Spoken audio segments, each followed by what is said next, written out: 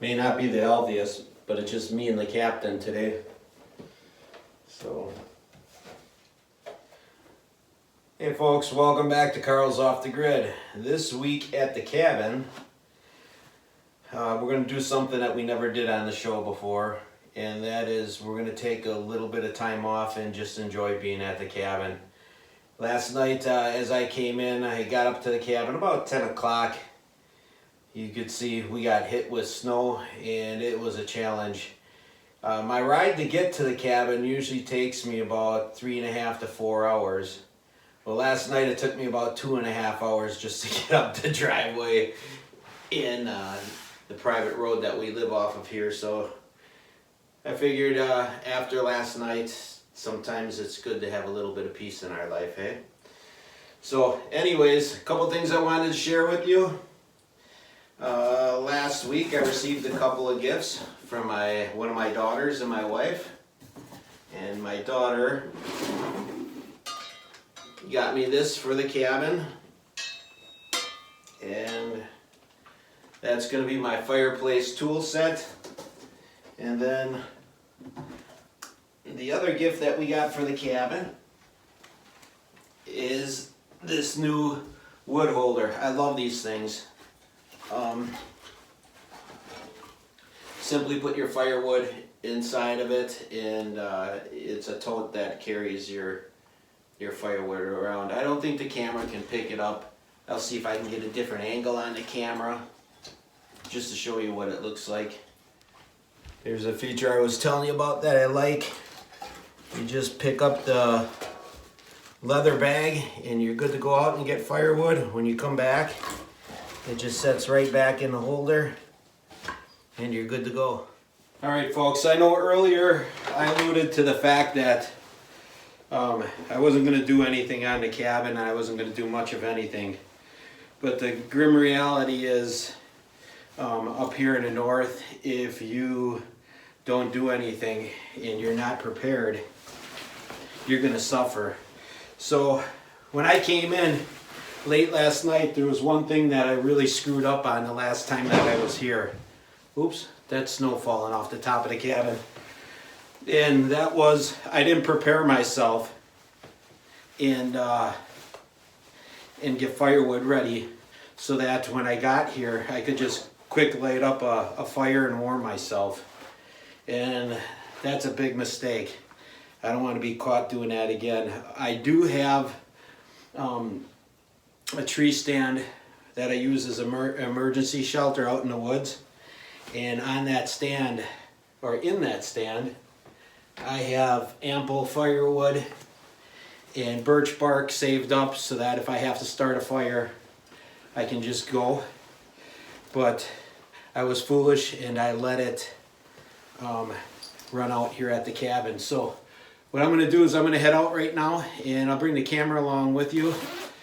There's an eagle that's been hanging out down by the river. Let's go down there. We'll see if we can find some dried wood along the river there, and I'll see if we can get a picture of that eagle taken off or not. He's kind of cagey, and my fear is that my camera is probably not good enough to get a close-up view. But let's head down there, and then we'll start collecting some firewood and birch bark so that we're prepared for next time.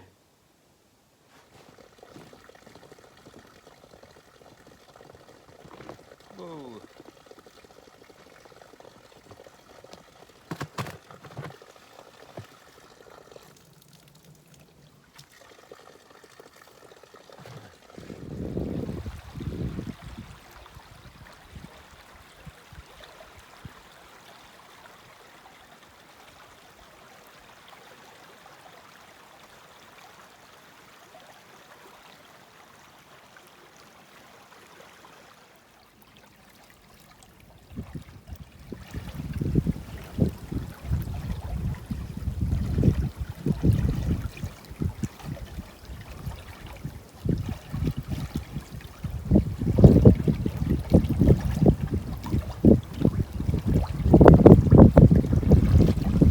So I know a lot of you guys from the north are probably laughing at me talking about this, but believe it or not, I had a ton of subscribers in a past video of mine that didn't know anything about birch bark. So birch trees obviously aren't all the way around the world.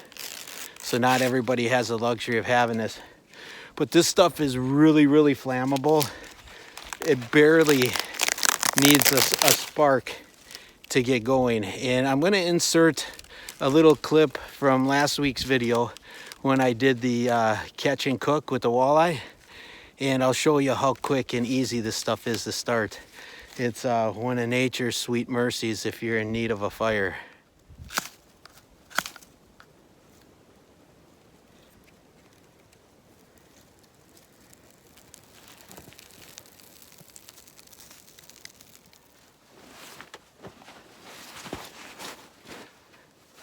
Okay folks, I didn't want to bore you with watching me split wood.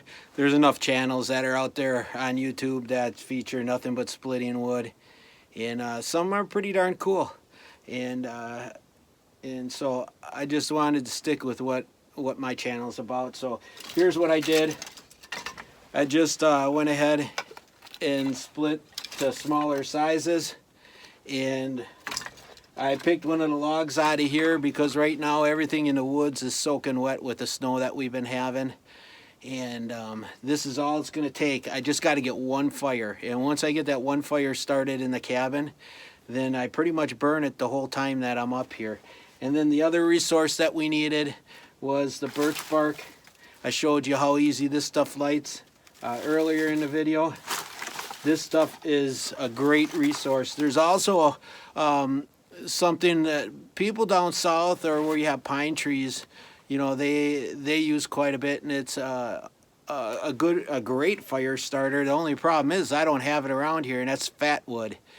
And what fat wood is if you ever go on the bottom of big pine trees and break off the dead branches, you'll see there's wood that's red, and it's real gummy, and it's all full of sap, and I believe it's just the sap that makes it so darn flammable. And I've watched a lot of guys start fires by using that fat wood. I kind of regret not having so many pines around here because I think that'd be cool to show you as well. So I just have to be prepared and use a resource that's available in my area here. So, you know, being prepared is a huge thing. That's the Boy Scouts motto, be prepared. And believe it or not, when I was a squirrely little runt, I was in a scouting program, and I did get my Eagle Scout and badge, and that's what has helped me along and now in my adult life for getting this stuff all together. I feel kind of bad that the Boy Scouts are having problems identifying with their organization. I think back when they let the chromosomes decide who was in the organization, they seemed to thrive, and they had a little bit more effect. You know, the Girl Scouts is a wonderful organization. I've had 2 daughters go through the Girl Scouts, and it's a wonderful thing about having 2 different sexes on this earth is each one complements the other one. And the things that my daughters learned in Girl Scouts oftentimes humbled my 2 sons that are also Eagle Scouts.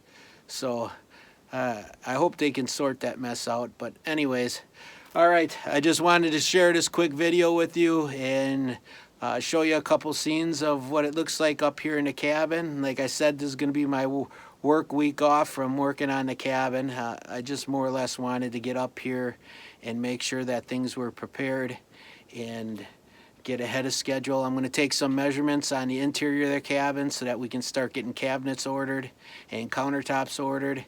And then I also took some measurements of things on the tree stands. I'm getting ready to bear proof.